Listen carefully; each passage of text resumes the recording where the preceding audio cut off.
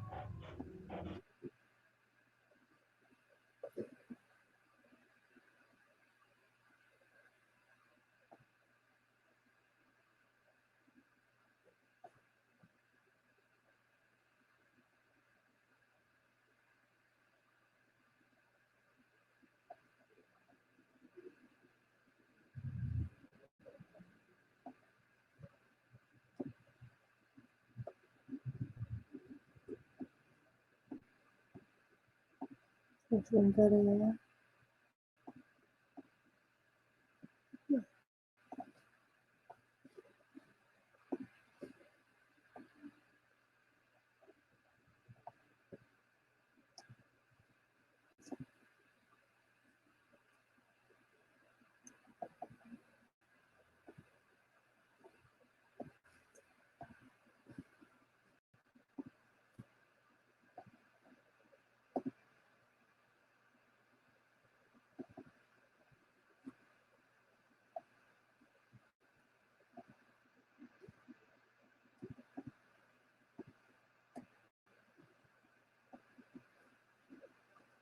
Baik, sudah terlihat ya. Jadi untuk minggu ini kita akan mempelajari pemilihan pada algoritma. Pemilihan itu kondisi if. Jadi kita harus memilih yang mana gitu ya. Jadi di algoritma atau di pemrograman itu ada saatnya kita harus memutuskan, kita harus melakukan pemilihan yang mana atau selection. Ya, selection. Jadi di kondisi di bahasa pemrograman itu ada kondisi selection atau pemilihan dan ada pengulangan. Nah, untuk pemilihan itu selection, ya istilahnya. Kalau misalnya untuk pengulangan itu looping. Untuk pengulangan minggu depan, nah untuk hari ini kita akan fokus ke pemilihan atau selection pada algoritma. Nah, khususnya nanti untuk contohnya itu saya akan menggunakan C++. Tapi di semua bahasa pemrograman ada. Ya. Ya, sebelumnya saya akan, karena sudah menggunakan inputan gitu ya di contoh itu, saya akan jelaskan untuk input dan output ya di C++ gitu. Nah, kalau misalnya menurut standar bahasa C, ya menurut standar bahasa C, operasi input dan output dilakukan dengan menggunakan fungsi-fungsi header file stdio.h. Jadi kalau kalian menggunakan bahasa C, file headernya menggunakan stdio.h untuk mengenal input dan outputnya. Jadi kalau kita kan menggunakan C++ ya, jadi menggunakan IOStream. Menggunakan IOStream ini. Gitu. Jadi kalau misalnya menggunakan bahasa C, yaitu stdio.h, dan misalnya untuk cetaknya atau untuk penampakan di layarnya atau untuk outputnya itu menggunakan perintah printf, dan untuk inputannya di layar menggunakan scanf seperti itu. Nah, untuk input dan output ke file digunakan print, fwrite gitu kan. Ini untuk bahasa C. Ini untuk bahasa C gitu ya. Nah, ini yang di bawah yang kita gunakan saat ini adalah menggunakan C++, yaitu menggunakan IOStream.h. Jadi file header IOStream untuk mengenal atau menggunakan fungsi-fungsi input dan output, di mana untuk outputnya itu adalah cout, ya, dan untuk inputnya adalah in. Oke, ini contohnya di bahasa C. Kalau di bahasa C seperti ini, jadi ada input stdh, void main gitu ya, tapi di sini adalah menggunakan printf untuk menampilkan tulisan masukkan sebuah bilangan. Lalu scanf itu untuk in, supaya kita bisa memasukkan dari keyboard. Karena kebilangannya berapa. Biasanya kan kita sudah tentukan dulu nih, integer x sama dengan 10 gitu. Berarti kan ada variabel x yang nilainya 10. Tapi kalau misalnya menggunakan inputan, jadi kalau diminta membuat program, tapi nilainya tidak ditentukan di awal, berarti kamu harus menggunakan inputan. Jadi nilainya bebas dimasukkan dari keyboard, bisa berubah-berubah. Kalau di sini menggunakan scanf, lalu di sini adalah menandakan lagi di layar untuk tulisan bilangan yang dimasukkan adalah, lalu dia akan membaca gitu kan, koma x. X-nya itu adalah yang di sini. Berapa sih bilangan yang kita ketikkan di keyboard. Gitu. Lalu akan ditampilkan di sini. Kalau di C++, ya, di sini seperti ini. Ini untuk yang menggunakan dep C++. Cout, ya, ini adalah ini variabel x dengan tipe datanya integer, berarti bilangan bulat. Ya, ada variabel x yang tipe datanya integer. Biasanya dikasih angka dulu, misalnya integer x sama dengan 5, udah ditentukan nilainya, itu kalau tidak menggunakan inputan. Tapi saat ini, sekarang, kita sudah menggunakan inputan. Jadi ada beberapa contoh yang menggunakan inputan. Jadi, kita menggunakan in di sini. Ya, di sini untuk cout-nya, masukkan sebuah bilangan. Masukkan sebuah bilangan, supaya nggak bingung kalau kita nggak menggunakan dulu cout atau keterangan di layar, nanti kita bingung mau ngapain, karena kalau cuma in x gitu ya, dia nggak ada, cuma kedip-kedip aja di layarnya, bingung mau ngapain kan, kalau misalnya orang yang nggak tahu pas di running, ini kedip-kedip disuruh ngapain ya gitu. Nah, makanya diberikanlah keterangan atau perintah untuk menampilkan di layar tulisan masukkan sebuah bilangan. Jadi kan tahu, oh ini sudah masukkan bilangan. Learn itu untuk pindah baris. Berarti kalau di running, di sini kan ada masukkan sebuah bilangan. Nah, nanti di sini ada kan kedip-kedip. Akan kedip-kedip gitu, itu adalah in ya. Perintah in itu supaya kita memasukkan dari keyboard. Ini saya contohnya memasukkan bilangan angka 10. Ya, angka 10, baru di sini ada cout-nya. Bilangan yang dimasukkan adalah variabel x-nya kita panggil untuk mengetahui berapa sih angka yang sudah dimasukkan tadi oleh kita dari keyboard. Jadi kalau misalnya tadi saya contohnya 10, dan di sini bilangan yang dimasukkan adalah 10. Itu. Ya, jadi in tandanya seperti ini, jadi lebih dari ini ya. Beda, jangan salah. Jangan sampai salah, kalau cout itu kurang dari gitu, tanda kurang dari 2. Tapi kalau in lebih dari 2. Sorry. Ya, tandanya seperti itu.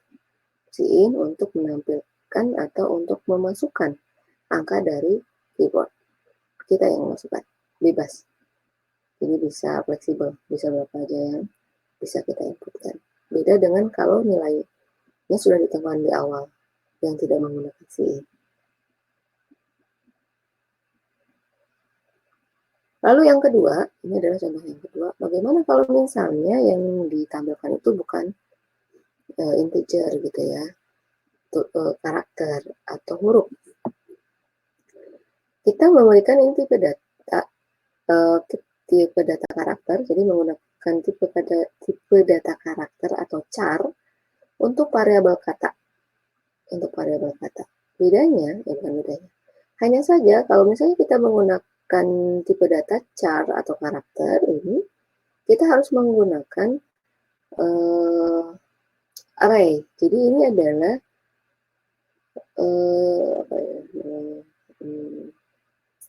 jumlah karakternya, ruang yang diberikan untuk kita bisa menuliskan berapa karakter sih, gitu kan, batasnya ya bisa 10, bisa berapa. Nah ini contohnya 35 gitu. Kalau misalnya mau menuliskan sampai ke 35 karakter. Spasi itu juga akan dihitung sebagai karakter. Ya, jadi kita kasih dulu tadi yang di sini, kasih space-nya berapa yang karakter yang akan dimasukkan maksimalnya ini 35. Jadi kalau lebih dari 35 ternyata kita menulisnya banyak, tetap yang akan direkod gitu ya, yang akan ditampilkan itu adalah sebanyak 35 karena kita ngasih space atau tempatnya itu 35. Lalu di sini ada perintah cout untuk memasukkan nama, ya, memasukkan nama, lalu in getLine kata koma 35 seperti ini. Nah, getLine ini sebetulnya in kata 35 bisa ya, tidak menggunakan getLine langsung in kata gitu ya, itu bisa. Hanya saja dia tidak bisa menggunakan spasi gitu. Jadi kalau misalnya saya nulis Irmawati, misalnya nulis Irma spasi Hermawati gitu ya di keyboardnya, dia akan tetap menjadikan satu, tetap Irma Hermawati jadi satu tanpa ada spasi. Jadi tidak ada nama depan, tidak ada nama tengah gitu kan, tidak ada nama belakang, jadi langsung disatukan gitu. Nah, fungsinya getLine seperti itu. Jadi getLine itu untuk spasi lah, untuk memisahkan kata. Jadi menggunakan getLine, penulisannya in.getLine kata 35 ini karakternya. Nah, yang kita masukkan ke dalam keyboard itu, gitu kan, tadi kan sudah kita kasih variabelnya kata. Nah, jadi cout, in itu pasti satu apa sih namanya? Satu set lah. Jadi cout kalau ada in, berarti bawahnya in itu punya dia. Lalu cout nama, nah, /n itu untuk pindah baris, ya, pindah baris, slash nama, oke. Kata, berarti kita panggil kata tadi yang diketikkan apa, oke ya, dan ini nggak usah pakai std ini nggak apa-apa. Ya ini silakan dihapus saja langsung endline karena saya sudah pakai di sini. Dan saya std. Ini menggunakan ini kalau ininya kita nggak pakai gitu. Kalau kita tidak menggunakan using name slash std di awalnya, tiap depannya itu kita harus menggunakan std titik-titik 2 ini. Tapi ini karena sudah menggunakan, ini bisa dihapus. Tinggal menggunakan nl aja. Walaupun menggunakan nggak masalah gitu, di double gitu ya. Tapi kan ngabisin memori. Bisa dihapus aja, hasilnya bisa dihapus, langsung endline. Nah, jadi hasilnya saat di running, ada perintah untuk masukkan nama. Ya kan? Masukkan nama. Terus saya masukkanlah dari keyboard. Irma spasi Hermawati. Pas di enter, ada nama gitu ya. Nama spasi. Lalu dia akan menuliskan kembali apa yang tadi kita ketikkan di keyboard. Yang diisiin tadi. Irma Hermawati. Kalau kita tidak menggunakan getLine, kita masukkan nama dengan spasi bisa, tapi akan hasilnya saat di enter, Irma Hermawati-nya jadi satu. Ya, nggak di spasi, nggak dipisah gitu. Ya, jadi di sini penjelasannya untuk char kata 35 adalah sebuah array, ya sebuah array yang akan digunakan untuk menampung kata yang akan kita inputkan. Ya, untuk menampung kata yang akan kita inputkan. Jadi jumlahnya bisa berapa aja, tergantung kita mau menginputkan berapa banyak kata yang akan kita inputkan. Nah, sedangkan untuk in.getLine gitu ya, adalah kode yang digunakan agar bisa menginputkan kata dengan spasi. Ya, getLine itu adalah untuk menginput kata dengan spasi. Nanti kalian bisa coba kalau tanpa getLine gitu ya, tanpa getLine seperti apa. Silahkan dicoba. Nah, untuk yang contoh ketiga, gitu. Perintahnya sama untuk menampilkan nama, gitu ya, untuk menampilkan nama di layar. Oke, nah ini pun std-nya bisa dihilangkan. Karena saya sudah menggunakan isu namespace ini, biar nggak double ya. std ini dihilangkan, jadi tinggal in, kata. Ini juga std yang ini silakan dihilangkan. Tinggal n aja, n ya, untuk bidang garis. Jadi yang std-nya dihilangkan karena sudah menggunakan ini di awal. Oke. Ini adalah kita tidak gimana cara yang kedua untuk menampilkan nama di layar, gitu ya, menggunakan spasi. Bisa tidak menggunakan char, gitu. Bisa yang namanya ada string. Kalau tadi kan char, kata 35 gitu kan, kayak bentuk array gitu. Nah sekarang kita pakai string kata, gitu ya, tipe datanya string. Cout masukkan nama, nah untuk getline-nya, getline, ini berbeda gitu ya. Langsung getline-nya dituliskan getline, terus in, kata. Ininya nggak usah, ya nanti dihapus saja. Langsung getline, in, kata. Nah, getline itu tadi untuk memberikan spasi terhadap kata yang akan kita masukkan. Ya, dan ini in untuk memerintahkan mengetikkan di keyboard dengan variabelnya itu adalah kata. Ya, dimasukkanlah yang kita masukkan ke dalam keyboard itu dimasukkan ke variabel yang namanya kata. Lalu di sini tampilkan, gitu ya. Ini adalah perintah untuk menampilkan hasil dari yang kita inputkan dari keyboard tadi, yaitu kita panggil kata. Seperti itu. Nah, misalnya saya masukkan nama yang 3 kata ya, Vinaya, Manakijaya, gitu. Terus kita enter, akan sama apa yang kita inputkan, akan sama dengan hasilnya. Dan getline itu adalah untuk spasi ini. Kalau kita nggak pakai getline, tetap bisa, tapi Vinaya, Manakijaya akan jadi satu. Nggak ada spasi. Seperti itu. Nah, apa bedanya string sama karakter jadinya? Sama aja, tinggal kalian mau pakainya yang mana. Kalau saya biasanya pakai string. Karena apa? Saya tidak perlu lagi menyediakan array. Ya, di sini kan kalau char, kamu harus menyiapkan dulu array-nya berapa panjangnya. Tapi kalau misalnya pakai string, tidak perlu. Ya, kalau pakai string. Oke, silakan di-mute dulu yang baru gabung. Di-mute dulu biar nggak mengganggu yang lain.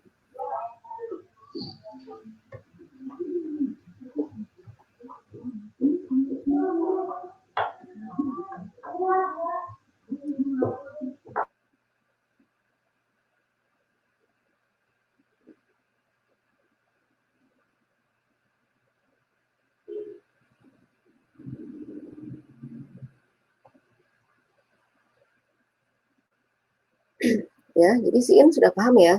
Itu penggunaan in. Jadi itu adalah untuk mengetikkan di keyboard. Kita kan sering menggunakan in untuk kedepannya, gitu ya. Nah, ini untuk fungsi-fungsi iStream, gitu ya. iStream adalah yang kalian bawakan. Tapi kalau untuk yang lainnya, ini untuk di yang lain, kalian kan pakai Dev C++ ya.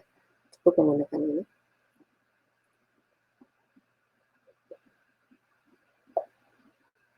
Oke, sekarang kita mulai ke penyelesaian kondisi if.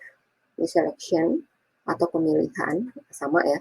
Pemilihan, selection, gitu ya, penyeleksian, itu sama. Menggunakan kondisi if. Gitu. Nah, kondisi if itu ada 3 jenis. Ya, statement atau pernyataan if then, ada if then else, gitu ya.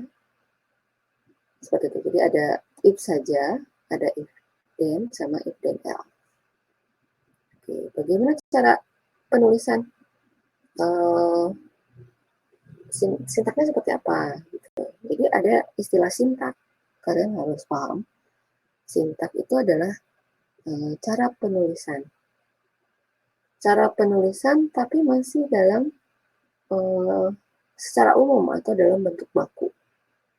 Tuh. rumusnya kayak gimana sih sintak itu. Nah, kadang saya kalau pas ujian, saya pasti tuliskan sintak untuk gitu, sintak untuk kondisi if gitu kan misalnya. Kalian harus menuliskan sintaknya atau bentuk umumnya yang nilai-nilainya belum ada. Kadang kalian tuh nggak bisa membedakan mana sintak, mana contoh gitu. Saya mintanya sintak, tapi biasanya mahasiswa itu ngasihnya contoh. Beda. Ya, sintak sama contoh beda. Sintak itu bentuknya umum. Bentuknya umum. Rumus awalnya lah, seperti itu. Ya, misalkan yang seperti apa sih sintak gitu ya. Jadi untuk seleksi atau pemilihan yaitu untuk melakukan proses pengujian pada kondisi dalam mengambil suatu keputusan. Jadi kalau misalnya ada yang harus mengambil keputusan nih, kalau kemarin kan kita masih runutan, runut itu lurus saja nggak ada kondisi apapun. Ada yang program seperti itu. Yang misalnya untuk menghitung luas lingkaran, menghitung luas segitiga gitu. Kemarin kita contohnya masih yang runut, jadi nggak ada kondisi apapun. Tapi sekarang kita gimana cara menghitung segitiga, tapi ada kondisinya. Bisa aja, misalnya kalau masukkan alas, masukkan tinggi. Jika alas kurang dari 5, gitu kan, maka apa? Jika kayak gitu. Ya, seperti itu. Jadi bisa juga, luas kemarin, soal yang kemarin, itu kita buatkan atau menjadi ada kondisinya. Berarti ada, kita akan tambahkan kondisi pemilihan atau selection seperti itu. Nah, kondisi adalah suatu syarat. Jadi proses berikutnya atau proses selanjutnya akan dikerjakan asalkan kondisi atau syaratnya terpenuhi. Gitu. Ya, syaratnya itu ada dua. Apa namanya? Terpenuhinya itu gitu ya nilainya. Si syarat itu nilainya itu true dan false, benar atau salah. Ya, true or false nilainya. Nilai suatu kondisi itu adalah true dan false. Nah, struktur seleksi dalam bahasa pemrograman C++ itu ada berapa sih selection di C++ itu? Ya, ada if else, ada nested if. Jadi if di dalam if itu namanya nested if atau if bersarang. Ya, if-nya ada banyak lah maksudnya ya. Gitu. Nah, kalau misalnya if-nya udah banyak banget gitu, itu kurang efektif atau dan efisien. Dan disarankan untuk menggunakan switch case. Walaupun menggunakan if masih bisa gitu, bukan salah, tapi kurang efektif aja. Dan disediakanlah yang seleksi yang lain untuk ini solusinya lah ya, supaya nggak apa namanya nggak efektif gitu kan, terlalu banyak if-nya, menggunakan switch case. Ya, menggunakan switch case. Jadi diingat, jadi struktur seleksi itu ada 4, ada if else, nested if, dan switch case. Nah, ini adalah sintak, ya, atau bentuk umum. Ini adalah sintak, bukan contoh, gitu. Ya, ini adalah sintak. Jadi ada if syarat, misalnya ini untuk if then else, gitu ya. Ini kalau untuk if then, jadi untuk kondisi dua kondisi seperti apa, gitu ya. If syarat atau kondisi, gitu kan. If syaratnya true atau false. Oke, jika syaratnya itu adalah true, maka jalankan perintah 1. Atau else itu berarti kalau nggak true, berarti kan false ya. Kalau syaratnya salah, maka kerjakan perintah yang kedua. Gitu. Ya. Jadi jika syaratnya atau kondisinya terpenuhi, maka jalankan perintah 1. Jika tidak, maksudnya jika tidak di sini adalah jika syaratnya tidak terpenuhi atau false nilainya, maka kerjakan perintah 2. Seperti itu. Nah, jelasnya seperti ini. Ini yang di biru ini adalah sintak. Ya, ini adalah bentuk umumnya, bukan contoh, tapi bentuk umum atau sintak. Ya. Yang di biru ini adalah bentuk umum atau sintak. Ada beberapa macam struktur instruksi if atau struktur seleksi, yaitu yang pertama if aja gitu ya, atau if tunggal. Ya, statement if, yaitu perintah if, berguna untuk memilih satu dari dua kemungkinan yang ada. Ya, untuk memilih satu dari dua kemungkinan yang ada. Terjadi apabila kita dihadapkan pada suatu kondisi dengan dua pilihan, benar atau salah. Gitu. Jadi kalau ada pilihannya benar atau salah, cuma dua gitu ya, maka gunakanlah bentuk seleksi if saja atau if tunggal. Bentuk umumnya seperti apa gitu, atau cara penulisannya seperti apa. If, kondisi atau syarat, ya, kondisi itu syarat. If, kondisi atau syarat, terus statement. Jadi jika kondisi, misalnya jika kondisi true, maka tulis pernyataan if. Hanya saja, kelemahannya menggunakan if saja itu, dia hanya menampilkan hasil yang true saja. Tapi untuk yang false-nya, itu tidak ada statement-nya. Ya, jadi kalau misalnya, kalau contohnya di aplikasi gitu, misalnya misalnya suruh login kan, masukkan user, masukkan password. Kita udah masukkan user, masukkan password. Nah, kalau benar kan langsung misalnya ke menu utama gitu ya. Tapi kalau salah, makanya harus ada keterangan username dan password yang Anda masukkan salah. Harusnya seperti itu. Ya, itu adalah bentuk pilihan yang kedua gitu kan. Tapi kalau menggunakan if tunggal, itu tidak ada. Jadi kalau kita nggak tahu errornya apa, yang pasti kalau kita masukkan user dan passwordnya salah,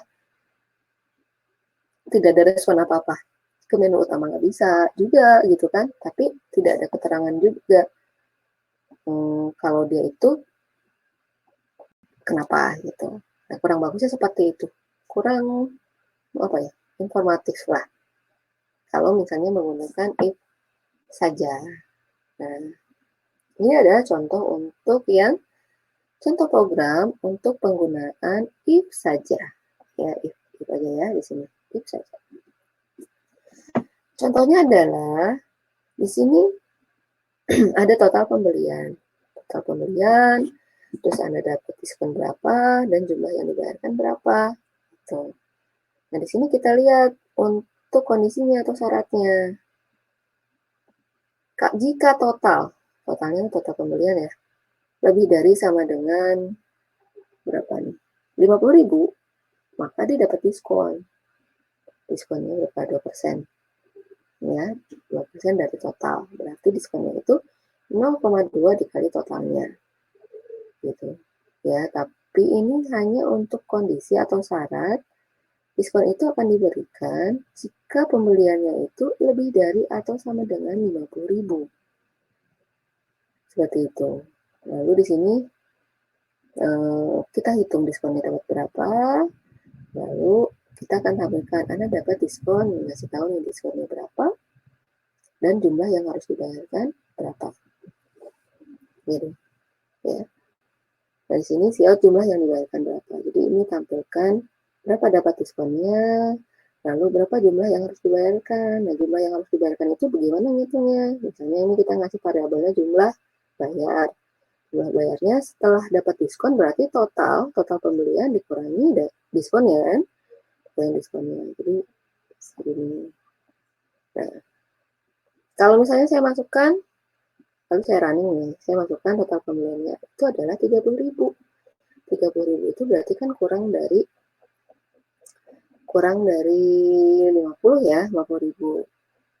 Sedangkan yang dapat diskon itu adalah pembeliannya yang lebih dari atau sama dengan 50.000. Berarti saya tidak mendapatkan diskon. Gitu, di sini diskonnya 0.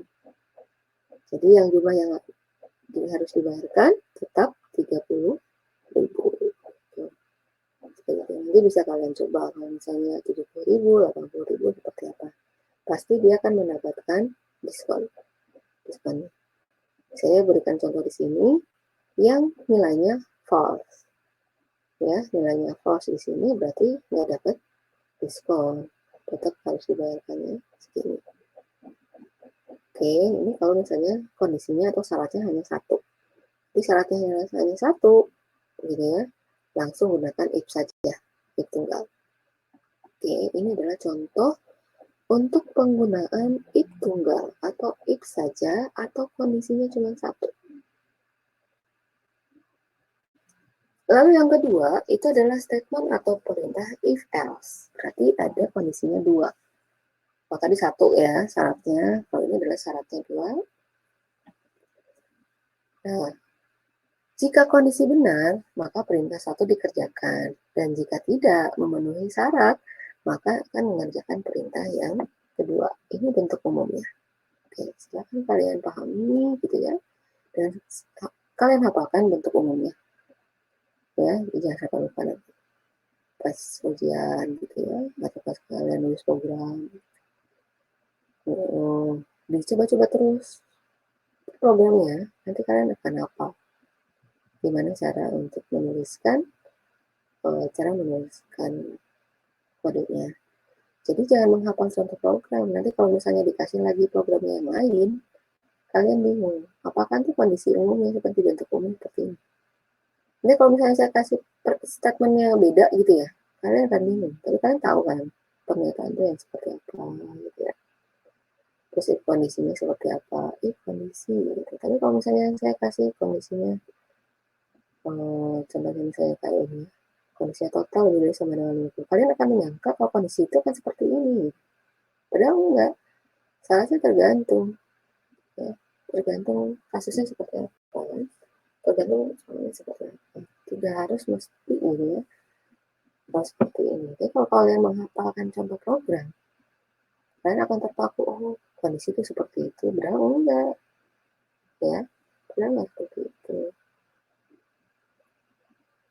Oke, ini untuk contoh if else ya dengan kondisi dua kondisi, dua syarat. Seperti apa? Oke, dan ini kalau tadi kan diskonnya hanya yang belinya kalau total belanjanya itu lebih dari atau sama dengan 50.000 ya. Setelah itu udah, kalau selain itu nggak dapat diskon gitu ya. Tapi sekarang gimana kalau ada nih, kalau selain dari itu tetap dikasih kok diskonnya cuma 0,05 gitu ya, diskonnya 0,05. Jadi kita ini adalah syarat yang kedua dikasih di sini. Jadi berapapun pokoknya yang kurang dari 50.000 gitu ya, berarti dia akan dapat diskonnya 0,05. Saya masukkan tuh cairan ini, saya masukkan lagi. Tetap tadi belanjanya 30.000. Nah, kalau yang di if tadi karena syaratnya itu hanya yang jika memenuhi belanja lebih dari sama dengan 50.000 saja, maka pas saya belanjanya menuliskan 30.000, diskonnya 0. Tapi setelah kondisinya ada dua syaratnya, jadi kalau kondisinya tidak memenuhi syarat yang di atas gitu ya, kalau belanjanya tidak lebih dari sama dengan 50.000 tetap dapat diskon, sama diskonnya itu 0,05 gitu ya. Nah dapat nih ya, tetap saya masukkan Herani belanjanya 30.000, terus di sini dapat diskonnya 1.500, jadi berapa total yang harus dibayarkan? Yaitu 28.500. Seperti itu. Nah, di sini ada kalau dua berarti menggunakan if else. If yang statement yang pertama ini adalah jadi dikasih statement ini diskon sama dengan 0,2 kali total, itu statement 1. Jadi kalau syaratnya atau kondisi yang di atas yang if total lebih dari sama dengan 50.000 itu sudah memenuhi syarat atau nilainya true, maka dia akan ke statement yang pertama ini, kasih dia diskonnya 0,2. Atau selain itu gitu ya, selain syarat yang di atas gitu ya, kalau tidak memenuhi yang di atas, maka kasih diskonnya adalah 0,05 kali total pembelanjaan. Ini adalah statement yang kedua. Ini adalah statement yang ke-1. Ya, ini statement ke-1, ini statementnya ya. Seperti itu.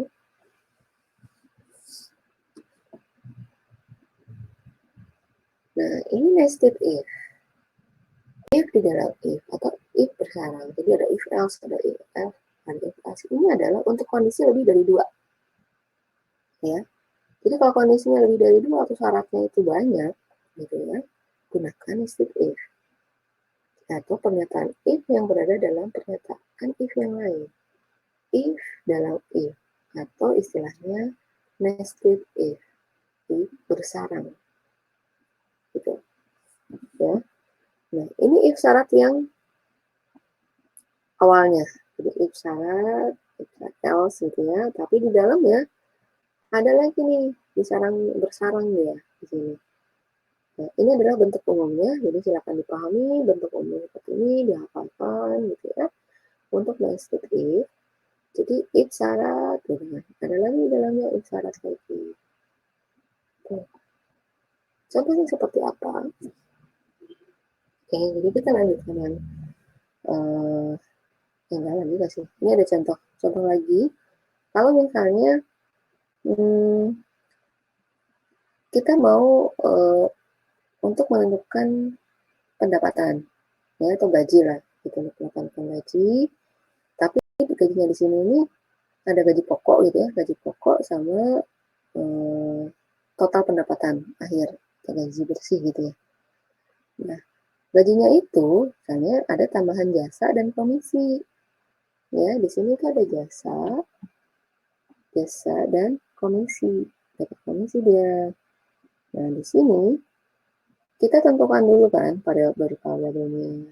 Nah, kalau misalnya kalian lupa, bisa nanti dituliskan di atasnya. Nanti kan suka ada error. Jadi kalau misalnya ada error, itu jangan dulu panik, dibaca aja errornya apa. Gitu ya, errornya dibaca apa. Biasanya kurang variabelnya apa, itu nggak ditambahkan. Misalnya kalian pas jasa, itu lupa nggak sih variabelnya gitu ya.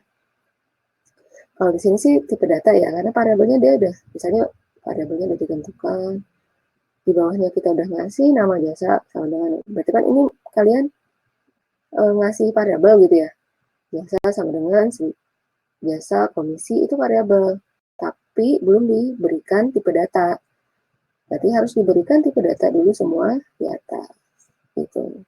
Kalau sama tipe datanya langsung aja tuliskan semuanya pakai koma. Jadi untuk pendapatan, untuk variabel jasa, untuk variabel komisi, untuk variabel total gaji, itu tipe datanya sama semua, yaitu float atau pecahan. Gitu ya. Oke, jadi kita mau tahu nih, gaji total kita, gitu kan, gaji total kita berapa ya, gitu yang take home pay-nya lah, take home pay-nya berapa. Nah, di sini adalah perintah untuk masukkan pendapatan, maksudnya pendapatan awal. Gaji pokoknya berapa lah, gitu ya. Si out pendapatan, si in pendapatan. Ini maksudnya gaji pokok. Gaji pokoknya kita masukkan. Di sini ada syaratnya. Jika pendapatan lebih dari sama dengan 0, berarti ada harus nggak boleh 0 gitu ya maksudnya. Harus ada. Nah, dia ngasih rentang 0 sampai 200.000. Gitu. Jadi kalau misalnya gajinya 0 sampai 200.000, nah kalian pakai seperti ini. Penulisannya ya, pendapatan lebih dari sama dengan 0 dan pendapatan kurang dari sama dengan 200.000. Ini pakai operator dan okay. Kalau memang ada rentang 0 sampai 200.000. Jadi ini kalau dibacanya, kalau pendapatannya 0 sampai 200.000 gitu. Nah, sekarang kan bingung. Kalau misalnya, kalau saya buat soal ujian gitu ya, pasti kan soal bentuk cerita ya. Gitu. Misalnya pendapatan, jika pendapatan 0 sampai 200.000, nah, kalian gimana cara menulisnya dalam bahasa pemrograman untuk merentangkan 0 sampai 200.000. Nah, contohnya seperti ini. Pendapatan lebih dari sama dengan 0, gitu ya, dan pendapatan kurang dari sama dengan 200.000. Artinya 0 sampai 200.000. Ya, untuk gajinya untuk gaji pokoknya 0 sampai 200.000, maka dia akan memperoleh uang jasa 10.000 dan komisi 1% dari gaji pokok gitu. Ya, atau dari pendapatan miskin gaji pokok misalnya. Atau gitu ya, jika pendapatannya kurang dari sama dengan 500.000, ya berarti ini rentangnya sampai 500.000. Misalnya dari 200.000 satu, atau misalnya 210, 205, 201.000 gitu ya, mulai dari 201.000 sampai 500.000, maka dia akan masuk ke dalam kondisi ini, maka dia akan mendapat jasanya itu 20.000 dan komisinya berapa? 0,15. Ya. Atau, nah ini ada 3 kan. Jadi kalau misalnya hanya 2, if else aja bisa gitu. Tapi karena ada lagi, jadi pakai else lagi. Ya, jadi ada if else, gitu ya. Kalau di luar ini, jadi gajinya bisa lebih dari 500.000, bisa 600.000, bisa 700.000, bisa 550.000, dia sudah masuk ke sini. Ya, sudah masuk ke syarat yang ketiga. Jasanya itu dapat 30.000 dan komisinya 0,2 dari gaji pokoknya. Di sini ada perintah untuk menentukan berapa. Jadi nanti saat di running, maka ada pendapatan. Jadi kalian masukkan pendapatan. Ya, kalau misalnya untuk lebih jelas, si outnya di sini masukkan pendapatan awal, bisa ya, masukkan pendapatan awal. Lalu siin pendapatan. Kalau ini kan variabel aja ya, bisa apa aja. Gitu. Atau masukkan gaji pokok, gitu boleh. Serah supaya kalian gampang memahaminya gitu ya. Silakan. Nanti di layar akan tertulis, misalnya masukkan pendapatan awal. Oh, misalnya ini saya masukkan 500.000 contohnya. 500.000 berarti kan harusnya masuk ke dalam kondisi yang kedua. Benar nggak nih? Gitu. Maka di sini ada perintah kan di akhir nih. Tampilkan jasa.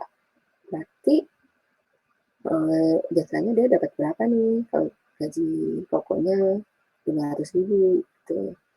Ternyata 200.000, benar kan? Dan komisinya 0,15 dari pendapatan. Berapa nih 0,15 dari pendapatan? Sebanyak 75.000. Ya, 0,2 dikali 500.000, 75.000 dan total pendapatan. Jadi total gajinya berapa nih? Gitu kan? Kamu hitung dulu. Kamu harus hitung untuk total gaji itu berarti pendapatan awal atau gaji pokok ditambah jasa ditambah komisi, dia akan menjadi total gaji. Berarti komplainnya berapa nih? Gaji akhirnya berapa? Lalu di sini total gajinya diambil dari total gaji ini, dan di layar saat di running ada pendapatan awal, saya masukkan 500.000, pas di enter langsung dia akan menghitung jasanya 200.000, benar ya, komisinya juga betul, dan total dia akan menghitung total pendapatan sebanyak 595.000. 500.000 ditambah 500.000 tambah 20.000 tambah 75.000. Jadi totalnya adalah 595.000. Seperti itu. Ini jika kondisinya lebih dari 2. Silakan gunakan nested if. Kalau misalnya udah lebih, ada sampai 4, 5 pilihannya atau seleksinya atau kondisinya, gunakanlah switch case. Ya, jadi selain menggunakan instruktur if, struktur seleksi juga dapat menggunakan instruksi switch case atau seleksi ganda. Seperti itu. Nah, bentuk umumnya seperti apa? Nah, sintaknya, sintak atau bentuk umumnya seperti apa untuk switch case? Jadi di sini switch, gitu ya. Tapi biasanya, supaya tidak lupa, switch case itu pasti switch case break. Switch case break. Jadi breaknya itu udah termasuk, nggak boleh ketinggalan. Jadi sudah selalu set lah atau pakai switch case break ditambah break ya, switch case break, jadi dikurangin dulu gitu kan, dia akan satu-satu mau eksekusi atau menjalankan satu-satu dulu, jadi kasih tahu gitu pakai break dulu. Nah, di sini switch ekspresi integer atau karakter. Jadi ada ekspresinya dulu di sini, ini kondisinya. Ya, kondisinya dalam bentuk ekspresi atau karakter. Bisa karakter. Kalau ekspresi kan biasanya integer bentuknya ya, hitungan atau apa gitu ya. Tapi di sini untuk switch bisa karakter. Lalu buka kurung, tutup kurung, berarti di sinilah mulai dari case-nya. Ya, case konstanta 1, konstanta 1. Jadi udah tetap nilainya. Ya, udah tetap nilainya. Perintah. Jadi ada kadang perintahnya 2. Ya, perintahnya bukan 1. Biasanya kadang ada 2. Perintahnya apa? Perintah itu statement ya. Statement 1, statement 2 gitu ya. Perintah 1, perintah 2, break. Case konstanta 2, jadi perintah 1, perintah 2, break. Dan kasih default. Default itu kalau misalnya semua syarat yang tidak terpenuhi yang di atas, maka akan tercetak perintah di default. Misalnya contohnya ini ya. Oke. Kita akan menggunakan ekspresinya karakter ya, bukan integer. Jadi bukan 1, 2, 3 tapi A, B, C, D gitu ya. Di sini tipe dengan char code gitu ya, tetap harus menggunakan variabel tipe data gitu ya. Kita misalnya untuk variabel kode tipe datanya char. Lalu di sini ada cout, masukkan kode barang. Ya, masukkan kode barang A sampai C. Nah, karena kita kan di sininya kodenya itu adalah char ya, karakter. Lalu in, apa tadi in itu untuk kita masukkan dari keyboard. Kita untuk bisa milih A sampai C. A, B, C gitu ya. Kalau misalnya pilihannya ada 4, ya silakan A, B, C, D. Jadi A sampai titik B gitu ya. Boleh. Atau A slash B slash C slash D. Biasanya kayak gitu sih. Ya. Kalau kita ngeliat dari aplikasi-aplikasi lain. Lalu in terus kode. Jadi kita masukkan kode dari keyboard misalnya. Nah, di sini switch kode. Nah, kalau kodenya, jadi kalau kode yang kamu masukkan A, maksudnya gitu ya, switch code. Nah, kalau misalnya yang kamu masukkan kodenya dari keyboard itu adalah A, maka di layar akan dituliskan alat olahraga sprint kan. Kalau memasukkannya B, ya, case B, maka di layar akan dituliskan alat elektronik. Kalau C, alat memasak. Nah, defaultnya kasih keterangan Anda salah memasukkan kode. Jadi, kalau misalnya pas di running, terus kalian masukkan D, pasti ada keterangannya Anda salah memasukkan kode. Kalian masukkan juga akan masuk ke defaultnya, karena tidak termasuk yang A, B, atau C ini. Seperti itu.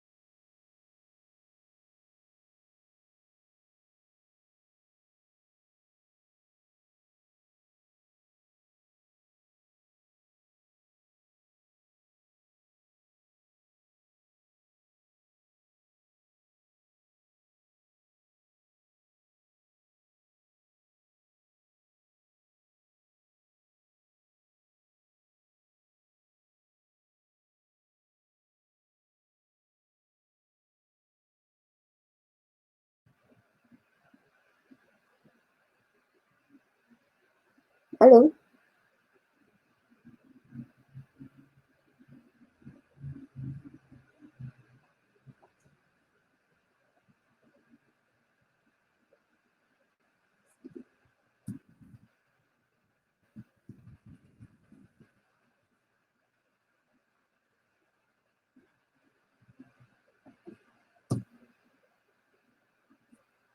Ya, ke-mute. Saya nggak ngecek itu ya. Nggak apa-apa. Nah, jadi sekarang kedengeran ya? Saya udah ngomong banyak-banyak ya nggak kedengeran. Oke, nggak apa-apa. Nanti saya ulang. Mudah-mudahan sih di ininya nggak ini ya. Kok nggak ngasih ini ya? Udah kan saya, ini kan ngerekam ya. Kalau ngerekam kan nggak bisa. Di mute harusnya. Maksudnya ada otomatis dia ngasih tahu lah ke saya kalau nggak boleh di mute karena kan sedang direkam. Bapak nanti di rekamannya ada, nanti saya akan rekam ulang. Intinya minggu depan kita kuis dari modul 1 sampai modul 4 ya, dari modul 1 sampai modul 4 kita ada kuis. Kuisnya pilihan ganda gitu kan, silakan dipelajari. Modul 1 sampai modul 4-nya itu sudah ada di Google Classroom. Nanti video ini mudah-mudahan sih ke save ya, saya masih nge-record, nanti saya akan upload juga. Jadi tadi yang termute itu mungkin nanti kalian bisa dengarkan lagi. Lalu untuk tugasnya tadi yang ada contoh dari contoh 1 sampai contoh 7. Mulai yang contoh 1 itu siin, contoh 2 siin, gitu kan. Dan contoh yang berikutnya itu mulai dari if aja, if else, next if, sama switch case. Ya, itu kalian kerjakan seperti biasa, kalian kerjakan sampai bisa sampai di running, lalu hasilnya kalian berikan penjelasan atau keterangan. Nanti saya akan bukakan di Google Classroom untuk tugasnya. Ya, kalian upload. Jadi minggu depan itu sebelum ke looping, ya, minggu depan kan looping ya, pengulangan looping. Oke. Kita review dulu, kita kuis dulu. Saya ingin mereview kalian sudah pemahaman sudah sampai mana dari bab 1 sampai bab 4 itu ya, kuis, melalui kuis. Lalu akan mereview juga tugas-tugas yang sudah kalian kerjakan. Nah, misalnya yang kemarin ada mengerjakan apa namanya?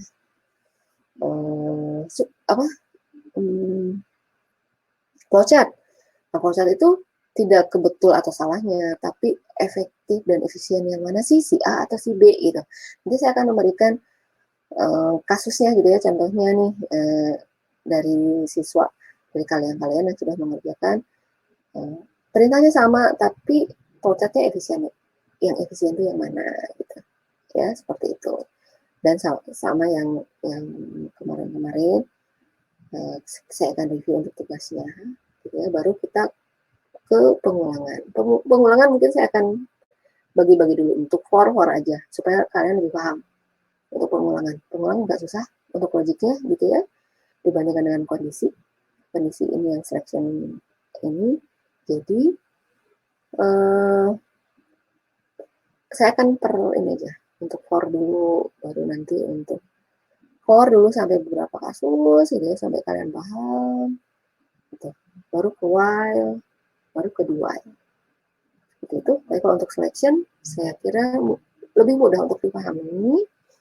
Jadi untuk selection atau pemilihan ini yang perlu kalian hafalkan dan perlu kalian pahami itu bentuk umumnya atau sintaknya. Jangan pernah menghafalkan kode program atau contoh program. Nanti di saat saya kasih yang lain gitu ya, kasusnya, kalian akan bingung. Tapi kalau kalian sudah berpegangan ke sintaknya atau bentuk umumnya gitu ya, kalian akan hafal terus. If kondisi, gitu. Kondisi itu seperti apa? Oh, ekspresi. Nah, bisa kan bisa macam-macam kondisi itu. Ya, bisa menggunakan operator sama dengan, bisa menggunakan operator logika gitu. Tadi aja kita menggunakan operator logika kan. Dan gitu. Ya, dan seperti itu. Jadi tidak terfokus sama contoh gitu kan. Contoh itu cuma sebagian kecil aja. Tapi kalau misalnya udah bentuk umumnya itu udah keseluruhan. Ya, seperti itu. Jadi biar tidak terkecoh gitu ya. Biar tidak terkecoh. Seperti itu. Ada yang mau tanyakan? Tidak.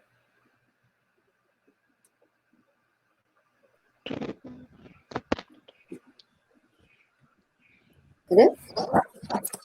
Ada, Bu. Oke.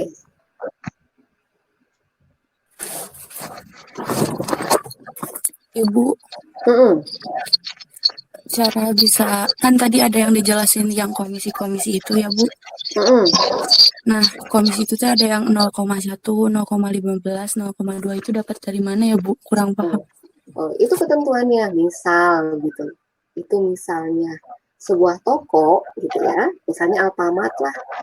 Itu memberikan ketentuan kalau komisinya ketentuan perusahaan ya, ini perusahaan.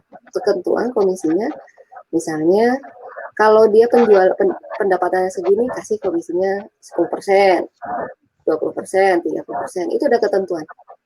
Ketentuan dari perusahaannya seperti itu. Jadi bukan si programmer yang menentukan, tapi memang ketentuan dari perusahaan. Nah, kita kan cuma bikinkan ya, gitu. Jadi dari manajemennya seperti itu. Nanti di kasus soal, kalau misalnya soal di ujian, ya saya akan memberikan kasusnya seperti itu. Misalnya gini, suatu perusahaan ABC, gitu kan? ABC itu membuat ketentuan untuk gaji pegawai, di mana jika pegawai tersebut anaknya 2, maka misalnya tunjangan anaknya 20%. Kalau anaknya 1, maka tunjangannya 10%. Nah, itu udah ketentuan dari SDM-nya, kayak gitu. Nah, kalian tinggal mengerjakan gimana cara menghitungnya secara program menggunakan C++. Tapi kalau untuk ketentuan-ketentuannya sih itu udah ada ketentuannya kan, kayak gitu. Paham?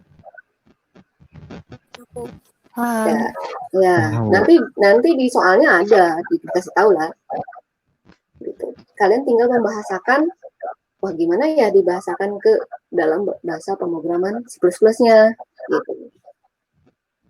Yang tadinya saya menggunakan di soalnya bahasa biasa, bahasa yang biasa lah, gitu.